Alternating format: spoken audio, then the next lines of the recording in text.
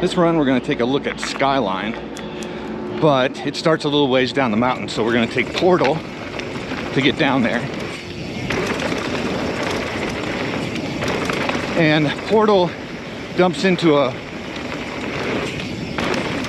gravel road for quite a ways, traversing back and forth to get down to where Skyline starts. So instead, we're going to take 10 gallon, which is a more direct route. And if you don't mind a little tech, this is the roll in for 10 gallon. You can see there's some chunk there. A little steep at the beginning, but it's really not overly steep. This route you have to watch out for. You can get a chain ring on that if you're not careful. And if those make you nervous, like they do me, you might want to be careful there the first time in.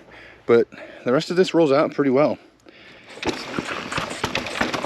a lot more fun than blasting through loose gravel.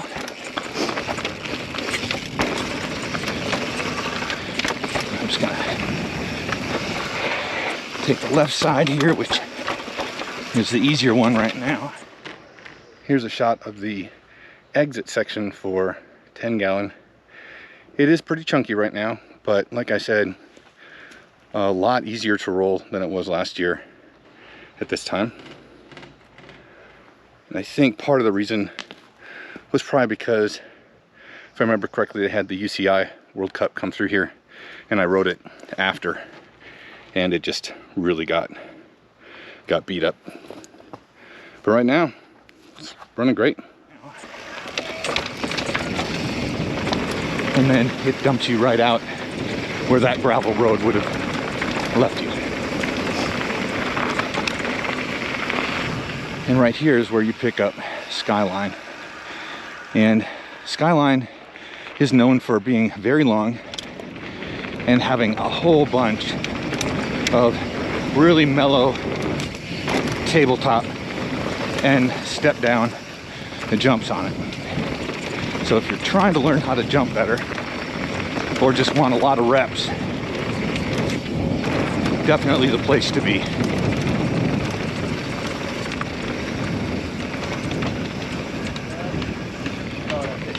Okay, looks like they're doing some work on one of the jumps here. Just too bad. Hey, nope. That was one of my favorite jumps, but it's cool. So here's Skyline proper, and it runs pretty fast. You need the speed for most of these jumps. There are a couple like this one. Here we are coming into the third table on the jump line proper, and this is the shortest table, I think, at least that I recall, on the whole line. It's only about 9 feet, and as you can see, it's just super mellow. Like the takeoff ramp is just more of a lift than a jump, really. But at full pace, it's really easy to send this almost to flat, and I have sent it basically to flat before when I forget that the third one in is short. But great jump, just gotta keep an eye out for it because it will surprise you if you're going full trail speed. You can send to flat pretty easily. So first time down, probably don't want to blast it. Although almost every jump will take a ton of speed, there are a couple that will surprise you, like that one. I did land that completely to flat last time I rode this, so it's not hard to do. But for the most part, all of these tables feel just about the same. The only difference being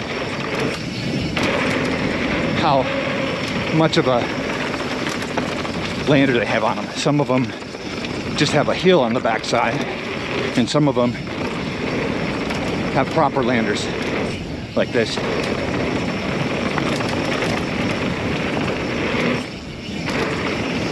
And then a couple of them are step ups that you need a lot of speed to get up onto.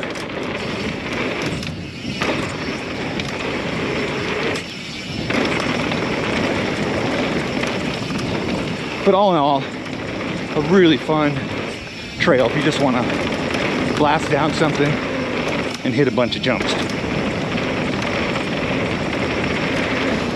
And this one you can send to dirt really easy. And here's that long bridge that has the ramp on the end. And with trail speed, if you pull up pretty hard on that, you can easily land almost to where that sunspot is without a whole lot of trouble. So it is fun, but I think it's pretty jarring if you do hit it that hard. We got a couple of riders coming, see what they do. Oh yeah! Yep, that's about where I'm landing. So I think this feature's a lot of fun. And this one you can send to dirt really easy at speed.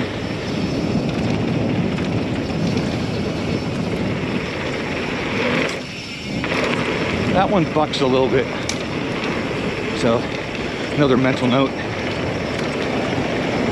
First one off that bridge, it's a little funky.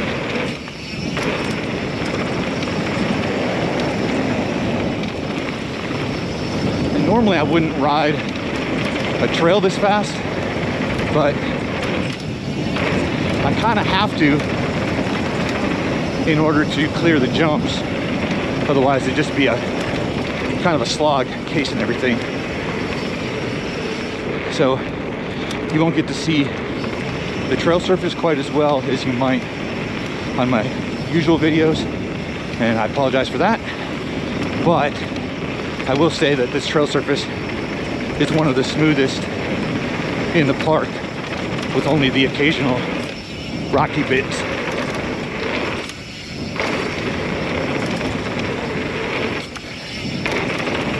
So definitely on the easier side of blue, jumps notwithstanding.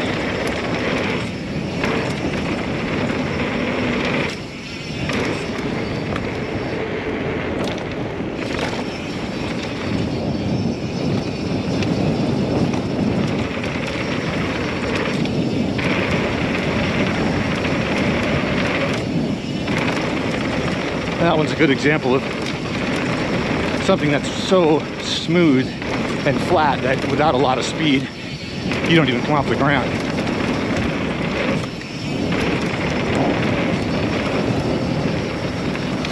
And I think I'm coming up on a couple of riders here, so I'm going to back it off a little,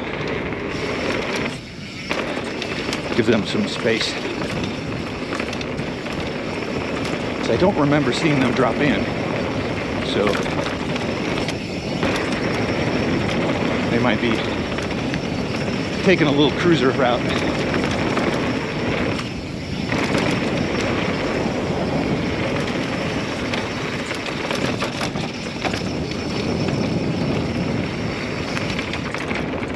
I think the whole trail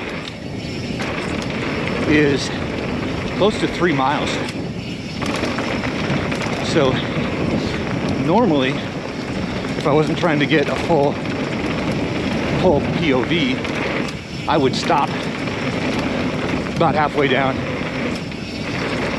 and give my legs a little bit of a rest. The hands don't get it too bad on this trail, but with all the pumping from the jumps, your legs can really start to get fatigued. I think I counted one time, and really hope I don't have this number wrong, but I think it was just over 40 jumps in one run. So if you're a Florida guy like I used to be, and you get 3 jumps in a day, or 10 if you are feeling ambitious, you can get pretty much a year's worth of jumping in with just a few laps down this thing. And like I said, pretty much ideal place to improve jumping if that's what you want to do.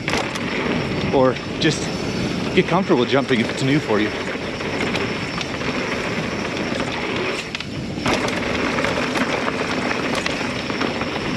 Because the jumps really are all so rounded off that almost none of them are gonna kick you up really high or buck you or anything like that. So it's really a great place to try to jump for the first time, because you can go slow and just get your wheels barely off the ground and just try that over and over and over on one run. And after a few runs with that kind of repetition, you probably find yourself getting close to clearing a couple of those.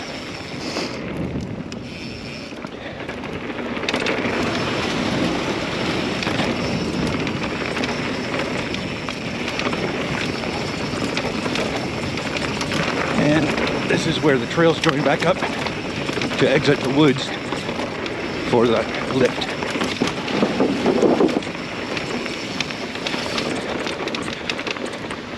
And there it is, full pull on Skyline with a 10-gallon intro.